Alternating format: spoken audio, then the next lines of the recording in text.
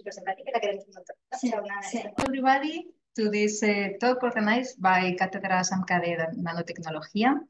Today we are having a talk about the company MECWINS, and we have Noemi Marina to speak about the company. Just as a short introduction about Noemi's career, she studied in Barcelona. She studied chemistry and biochemistry at the University of Barcelona. Then she moved to the States, to Michigan, to do a long postdoc at the University of Michigan Medical School. Then she came back to Barcelona and worked for a few years at the Biomedical Research Park. And afterwards, she moved out of academia into working in two different companies. First, she worked for Werfen, Ivy company. company. And in 2019, she joined MECWINS, and she's going to tell us about her work in the company that it's mainly focused on biosensors. So, Noemi, the floor is yours. So, first of all, thank you for inviting MECWINS and having me and for being here.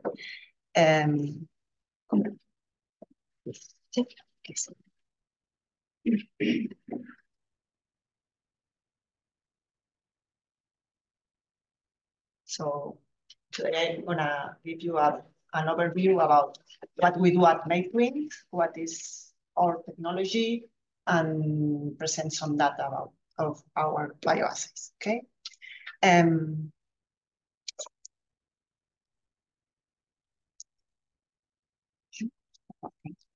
sorry.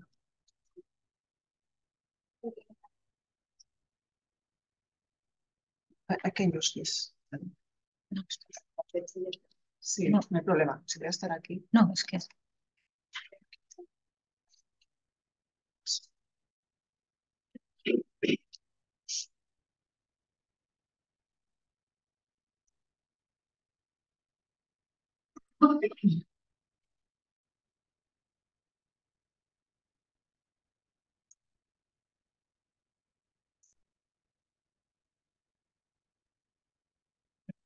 Thank you, Mike. So, as I said, I'm gonna give you an overview about what we are doing at MECWINS and our technology, and the main purpose of our company is to develop the knowledge of proteins. I will focus on that today. So the talk would be divided in three main parts. First, an overview of the company. Then I will go more or less deep into explaining the details of our technology. And as I said, I will end with showing you some bioassay data.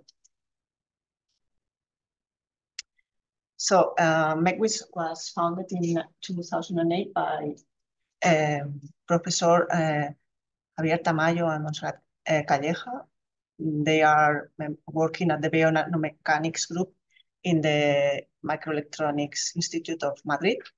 And since then, we have been developing an innovative technology for improving nanomechanical sensing. And this has been the groundwork for the improvements that have led us to achieve our ultra-sensitive detection system. I'm gonna go into.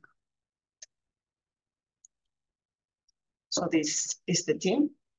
We have a multidisciplinary team of around 20 people, and we are physicists, chemists, biologists, engineers, and with a strong international background. And we are collaborating with universities and different research institutes to develop our innovative products. We have several investors and collaborators, mainly Progenica Biopharma and CRB Interbio would be our main investors.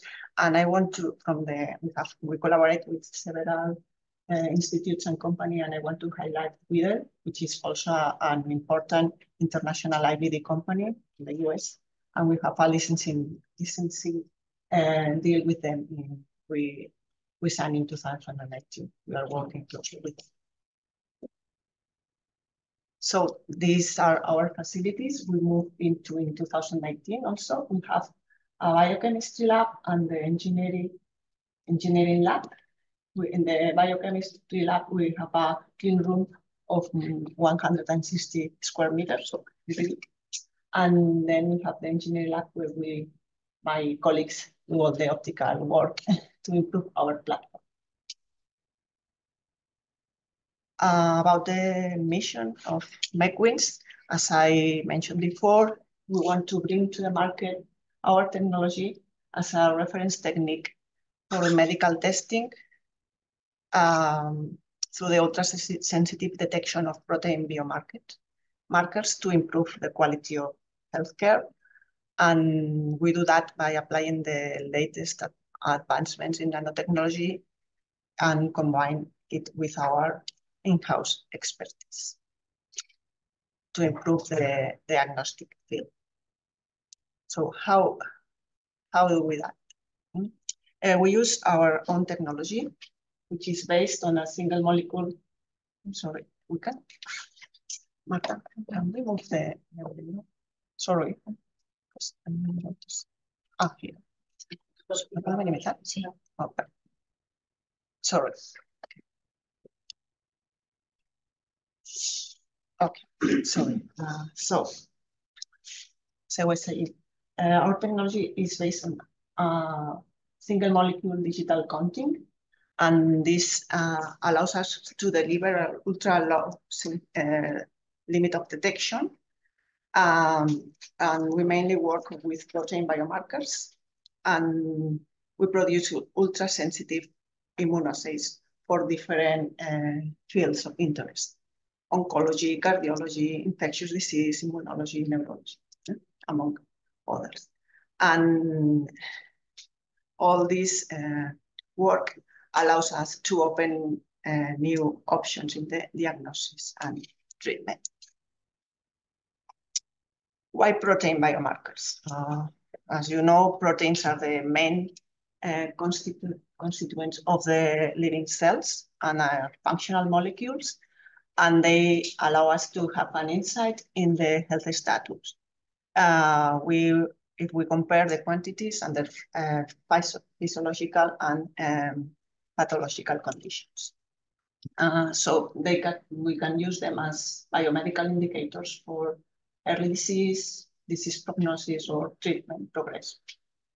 Overview. And to be able to use proteins as these indicators, we need really sensitive techniques, because usually some of these biomarkers have low concentrations in biofluids, and we have the limitation that nowadays the conventional methods for protein detection are not that sensitive. So in this context, now I will explain the main features of ABAC technology and how our technology could contribute to improve this, the use of the proteins biomarkers for the diagnosis. So, as I said before, the main characteristic of MECWINS technology is it is a digital technology and is able to count single protein molecules. And the characteristics, the more important characteristics would be the ultra high sensitivity, the multiplexing capability, that we deliver a broad dynamic range, and also we managed to have a remarkable throughput. So the main components of this MECWINS assay would be the cartridge, where we perform the biological assay, and then we have the ABAC platform, where that is the optical reader and particle counter that allow us to detect the biomarkers.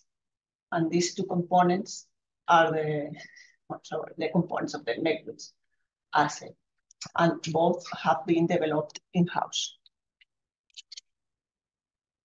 So we'll start with the biological assay we perform in this cartridge that mimics actually it is a 96 well plate that mimics an ELISA plate. I'm sure you are familiar with. And it's a multi-dielectric substrate combined with a superstructure that has the 96 well plate, and we are able to remove it. I wish we need to remove it to be able to read it in our platform. Okay, and we designed this cartridge in that way to be able for it to be compatible with the routine systems in the hospitals for laboratories. So the biological assay is an immunoassay, and therefore it relies on two very highly specific antibodies. It's a sandwich immunoassay. So we have a capture antibody that is bound to the substrate, the dielectric substrate, and that this antibody will bind specifically with high affinity the antigen in the sample. And then we have the second antibody bound to the nanoparticles that are acting as a plasmonic layers. And as I said, the substrate with the capture antibody is a dielectric substrate, and this is acting as an amplifier of the signal coming from the nanoparticles. How do we perform the assay? So this would be the surface with functionalized with the capture antibodies and with the superstructure with the 96 well plate. And here in each of the wells, we put the sample that is already mixed with the gold nanoparticles. And then we do an incubation. It's a one-step incubation. And during this time, the capture antibodies will bind specifically to the antigen in the sample. And at the same time, the antibodies in the nanoparticles would bind to the same antigen. So after this incubation, where both the capture antibody and the detection antibody are bound to the specific biomarker they are recognizing, we do the washing steps to remove the extra sample and all the non-specific binding. And finally, we remove this 96 well superstructure. And what we have left is the surface with the specifically bound nanoparticles. So these nanoparticles are acting as optical tags for each biomolecule of the nanoparticle, of the antigen.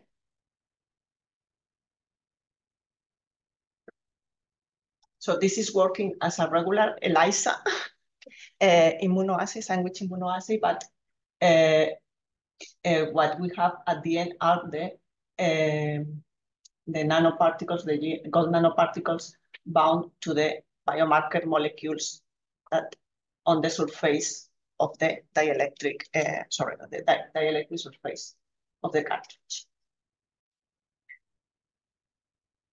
So once we have this the cartridge with the nanoparticles specifically bound to the molecules of the biomarker of interest, we have to count the particles and get a signal from that. And we do that with this platform, the ABAC platform, that actually is an optical reader and a particle. It's acting as an optical reader and a particle counter. And what it gets the plasmonics, or it captures the plasmonic nanoparticle signal, and using a dark field microspectrometry technology. Okay, and I just want to highlight that we got the CE mark for the ABAC early this year. So, big step for our company. Okay. So this would be a scheme of the main features of the ABAC. It has a motorized XY scanning stage. And we use it for loading and unloading the cartridge with the nanoparticles one after the assay, and also for scanning the entire sensor surface. When we are doing this scanning, we are using an illumination system and an optical setup that is responsible for the focusing the sample and capturing all the optical signal that is coming from the nanoparticles, and that is amplified by the electric surface of the cartridge. So this is an actual image of the ABAC is captures of the surface of the cartridge with the nanoparticles one. The nanoparticles appear as bright dots, and we got a resolution of less than 1 micrometer. So what ABAC does is to capture lots of hundreds of these images, and then we process this image. Okay. One important feature of the ABAC technology is the multiplexing capability. What multiplexing means is that we are able to detect several biomarkers at the same time in the same sample. How do we do that? Because what we use is the different optical characteristics of nanoparticles with different sizes or different shapes. So we tag different nanoparticles with different antibodies for the different biomarkers we want to detect in the sample at the same time. And as these nanoparticles have different brightness and color, we are able to distinguish them.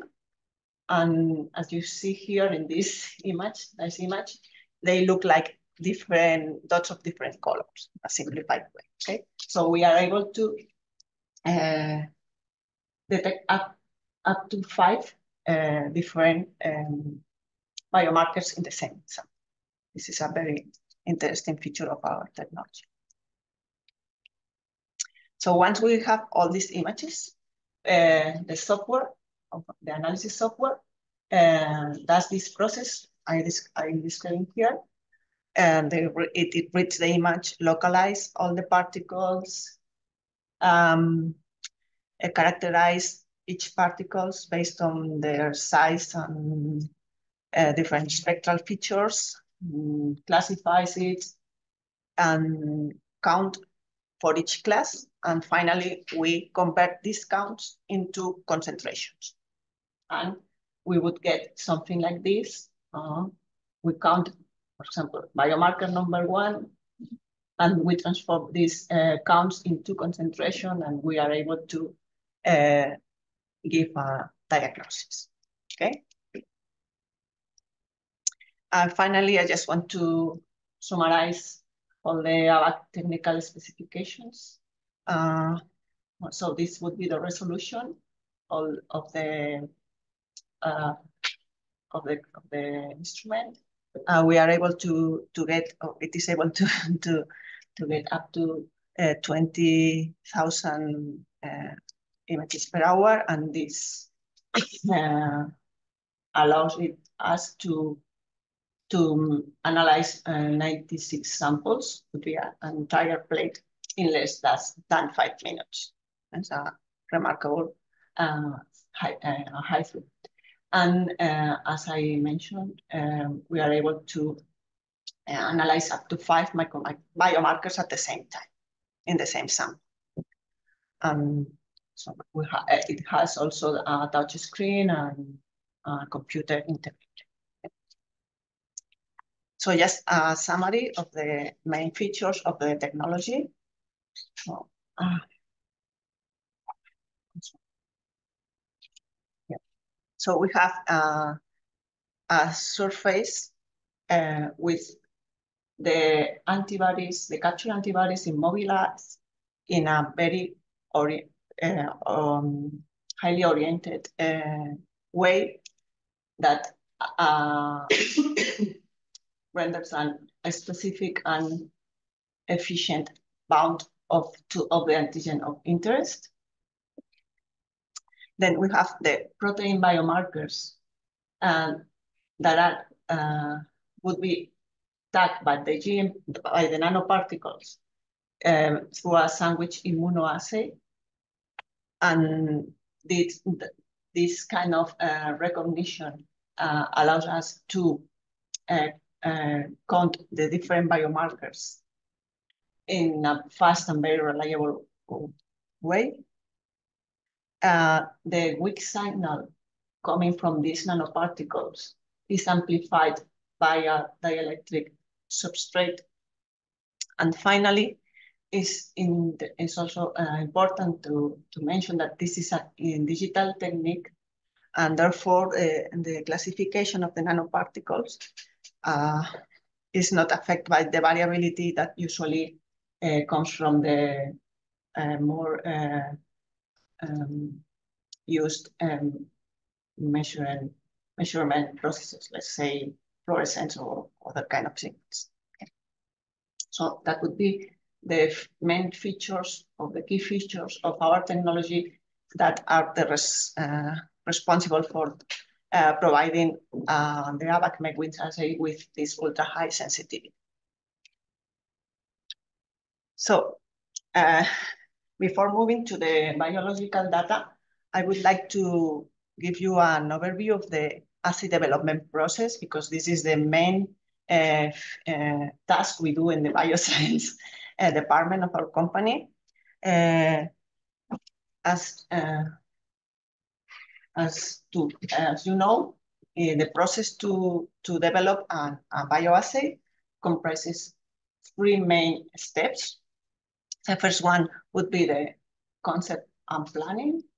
From this first phase, we get some design input that with this design inputs, we move to the second phase, would be the feasibility phase. From the feasibility phase, we get the prototype assay, and then we have to validate this assay. And if it meets our requirements, then we move to transfer to manufacturing and the clinical validation of the assay. Regarding the first phase, we do a selection of the biomarkers. We start doing the selection of the biomarkers we want to be working on, and this selection is based on the clinical needs and also according to the business strategies. So we have to determine which would be the intended use and the target population of the assay to define all the assay requirements. This would be what would define the assay, the design input, and also do some schedule and cost estimations. So once we have this assay in mind, let's say it that way, then we move to the second phase, the feasibility phase. And what we do here is that is the development of the assay. And according to the design inputs we have established in the previous phase, and we have to prove that this the prototype we developed here is working. And the main objective of this feasibility phase is to maximize both assay sensitivity and, very important, reproducibility. The main things, we work on during this phase is in the selection of the key materials of the assay. As is an immunoassay, we want to do a good screening for the capture and detection antibodies, the nanoparticles, the antigen we are using for the calibration curves, and also the sample matrix we would be working with. We also have to optimize the formulation of the cartridge, the nanoparticles, and also of the assay diluent. Very important also for the minimizing all the non-specific binding and interferences. And finally, we also want to play with the parameters of the assay parameters. Let's say the assay format, sample volume, incubation time and temperature, and the washing steps. So we have to play with all these factors to be able to get the assay is working properly. Okay? Just some hints about some of the most important features. For the capture and detection antibodies, it's very important to reach this ultra high sensitivity that to be sure we are using a very, very highly specific antibodies.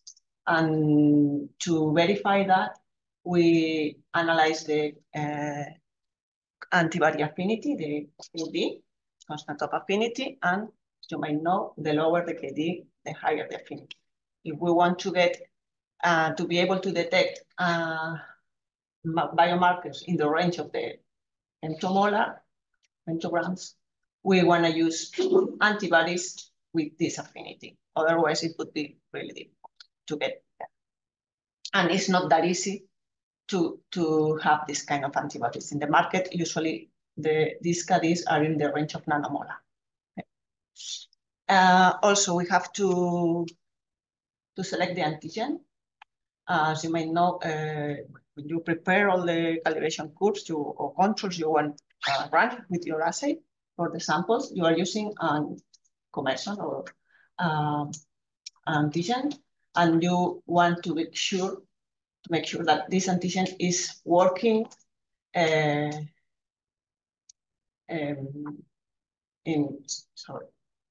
performance of the antigen is similar to the international standards. No? So there is this, the WHO has a list of international standard antigens. They provide you to be sure that the antigen you are working with is comparable to what is in this committee. Also very important, the nanoparticles. As I said, we manage to get a different signal, different optical characteristics based on the size and shape of nanoparticles. So what we need is that the distribution of the size of the nanoparticles is really narrow to be able to distinguish between the signal coming from the nanoparticles detecting one biomarker and the nanoparticles that are detecting specifically another biomarker, especially when we are working in a multiplex assay.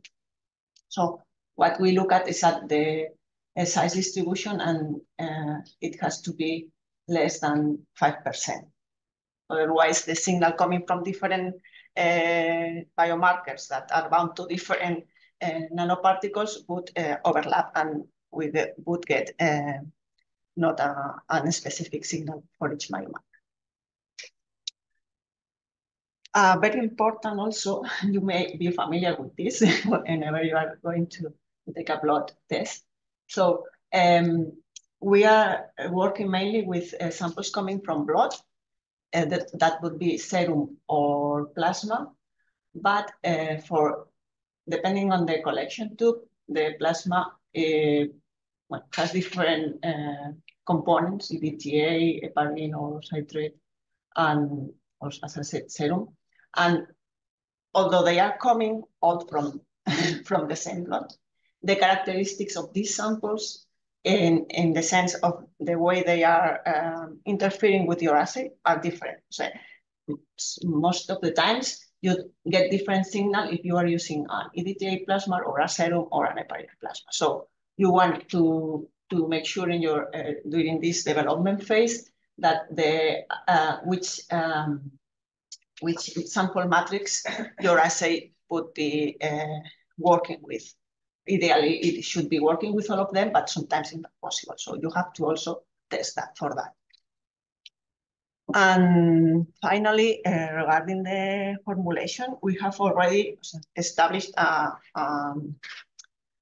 chemistry protocol, but for each that we use for all the assays, but for each one we have to fine-tune the functionalization both of the surface and of the nanoparticles. So we want to get the maximum sensitivity, and we do that by working with the antibody orientation and the antibody coverage. As you know, and the antibodies recognition domains are only in the variable region of the antibodies. So you want to have this region of the antibodies accessible. And for do that, you have to orientate the binding through the constant region. You have special tags and have engineerized and everything, but that would be the way to maximize the specificity and the sensibility. And then we also want to reduce the non-specific binding. And for that, we have to block the surface, both of the cartridge, the dielectric substrate, and the nanoparticles. This is also very important. Okay, so once we have the prototype with all the, after this work and all this screening, we have to do some validation. That would be the last phase of this development process. And the way we do that is we do some tests, some assays, and we have some acceptance criteria for each of them. And we want to make sure that the assay is meeting this criteria. Otherwise, we have to continue work on it. Okay. So we have to establish a dynamic measurement range. This is the lower level of quantification, upper level of quantification. We do also a linearity, dilution linearity test, precision, very important, between the plate, assay precision, and also interassay, that means between different plates, different substrates. And finally, we also perform a method comparison against a reference technique. And we have, this would be the usual specifications for each of the assays. If the assay meets this criteria, then it means that we can move to the next step. That would be transfer to manufacturing, to scale the assay and do a more wider clinical validation with more samples. So finally, I will show you some of our data of some of our bioassays. We have developed assays for different fields of interest. Oncology, we have this PSA, which is a prostate cancer biomarker. For cardiac diseases, we have an assay for troponin 1, which is a myocardial infarction biomarker. For infectious diseases, we are working for P24 for HIV detection. And also for inflammatory diseases, we work with several cytokines and BCT, which are markers of sepsis. Among other biomarkers, we are also working, but that would be the most established one. Okay. Here in this table, you can see the limit of detection of these biomarkers I have mentioned. And as you can see here, all of them are in the range of very few femtograms per ml, which is really a very ultra-sensitive detection. Okay, so now I will explain some examples of some of these assays. And this is for the IL-6 assay, interleukin 6, which is a marker of sepsis and inflammation. And that would be the usual dose response. This is a signal, and that is the concentration. Increasing concentration of IL-6 results in increasing signal. And as you can see here in the X, we have a broad dynamic range. This is, we are able to measure from few femtograms, let's say 100 femtograms, up to 1 nanogram per ml without diluting the sample.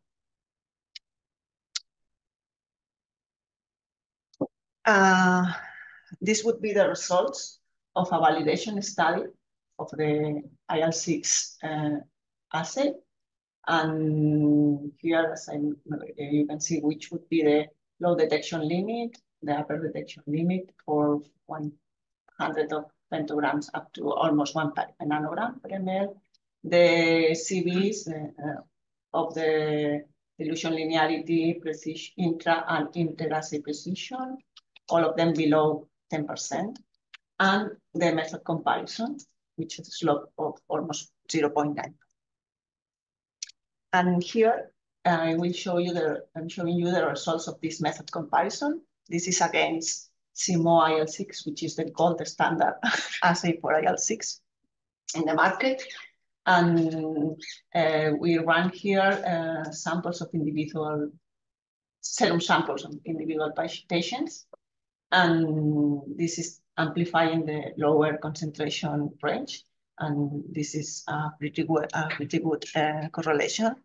And also we have data for another reference assay from a top company, a BD company. And here we run additional individual patient samples. And again, we have a pretty good correlation.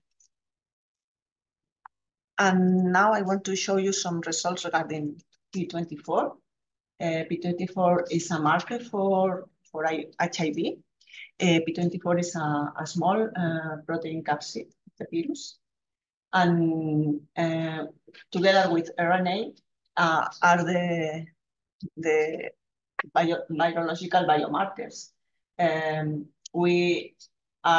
That are earlier in the blood of the infected patient. So let me just give a brief explanation. After you get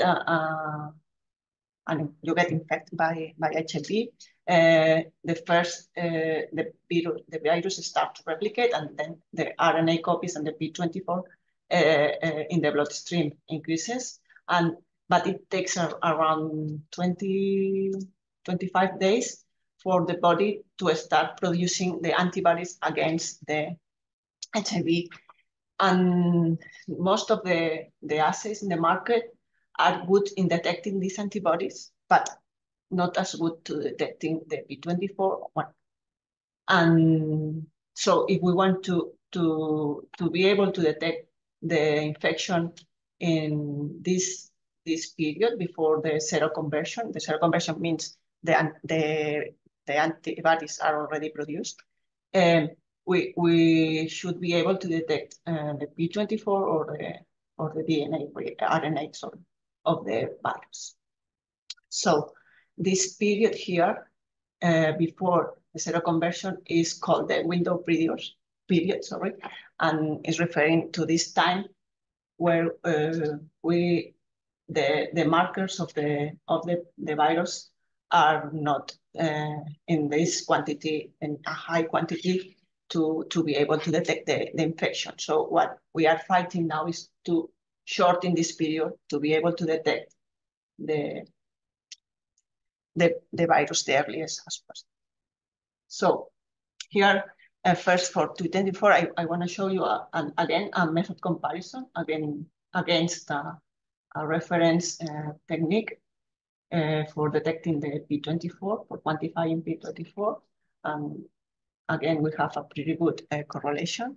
But what is more interesting is the analysis of this seroconversion panel. Seroconversion panel is different samples, correlative samples coming from a same individual that we know has been infected, and they collect the samples at different time points after the infection. So one would, the higher number means the longer time after infection. So the samples here in red would be the samples detected as positive. And here we have, that would be samples of the infected individual, and that would be negative samples, just to show you that the assay is specific and we are only detecting positive samples. Okay, so as you can see here, another reference assay in the market for P24 is the Abbott HIV assay, and they detect as positive sample of 10 of this seroconversion panel. That means if we run these samples, we would diagnose this individual as negative up to this time point here. Okay, and with our assay, we also detect this sample here as the reference assay, but most important, we are able to detect it in an earlier bleeding. So we are diagnosing this individual as HIV infected individual at an earlier bleeding. So this is very important. Of course, it would be nice to be able to get at that point. This is what we are fighting for now, and this is a remarkable feature of it. Okay. And as I said before, these are negative samples because you want your assay to be specific for your biomarker. And finally, I will give you an example of the multiplex assays. We have developed several multiplex combining biomarkers of different interest fields. For example, for cytokines, three different cytokines, a triplex, duplex, or another triplex for oncology or infectious disease. That would be the LODs when we are working in a multiplex assay. As expected, we'll lose some sensitivity when working with with a multiplex, but as you can see in this graph here on the right, the multiplexing is not compromising the assay sensitivity. Here we have we are showing the ratio between this would be an example of a triplex with respect to the monoplex LOD. So for a biomarker that in a monoplex has the LOD in the very low femtograms, below 10 femtograms, when we move to a triplex, the ratio is 12. That would mean we have from 1 femtogram, 2 femtograms to 20 femtograms. Not so bad, okay? More or less, we are in the same range. And also this ratio, when we have in the monoplex an LOD in the range of 100 of femtograms or 1 picogram, this ratio is 7 or 2 respectively. So here we can see that we are not compromising, as I said before, the assay sensitivity of the ABAC technique when we are using a multiplexing class. So that would be all. Thank you very much for your attention, and I hope I give you some hints or some aspects of the interesting aspects of the ABAC technology, and if you have any questions. Whatever.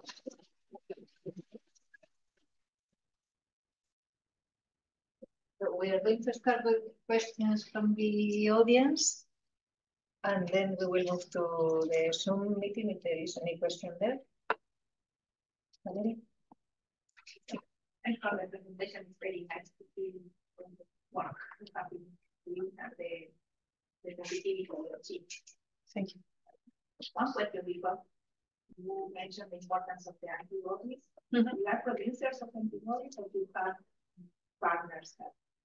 We don't not produce the antibodies. We have partners. And Yeah, and some of them. Yeah. Sorry? There are particles made and you produce it.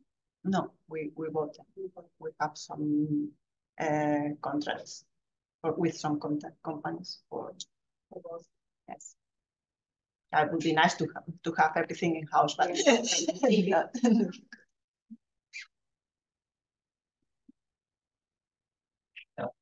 Well, very impressive the technology that you have developed. Very nice.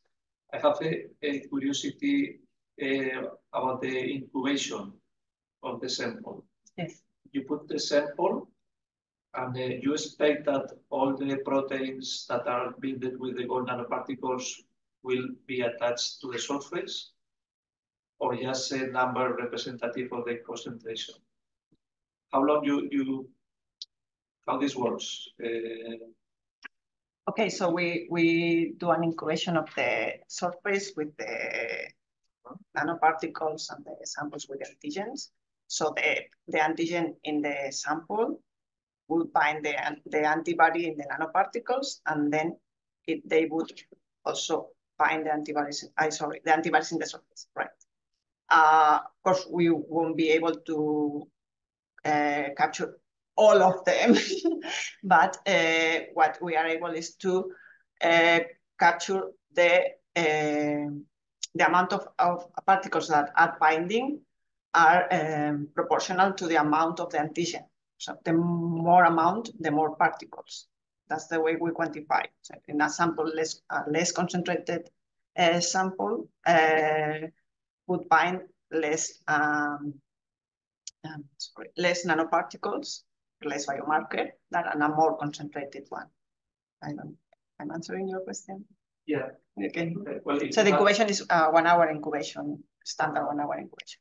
And you show a graph of signal versus concentration. Yes. And this was not exactly proportional. No? You have 2 orders of magnitude in signal and 4 orders of magnitude in signal. Okay, so this is the usual or the regular signal dose response curve for an immunoassay.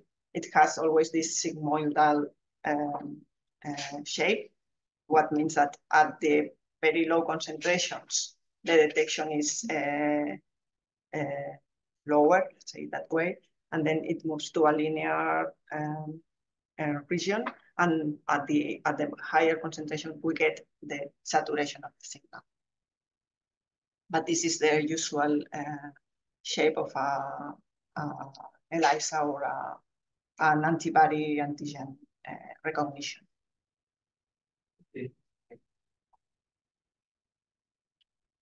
Okay. One last question. You are working only with proteins, or also you are working with detection of microorganisms that multi-protein. So I have presented here the protein, all the work we have done with protein biomarkers, but we are also working on another biomarkers. Actually, we are working with microRNAs and DNA and this kind of biomarkers, and we have a collaboration with Festina. That was one of the companies that was in that slide I presented with our collaborators at the beginning. But we have not that robust assay. As we don't have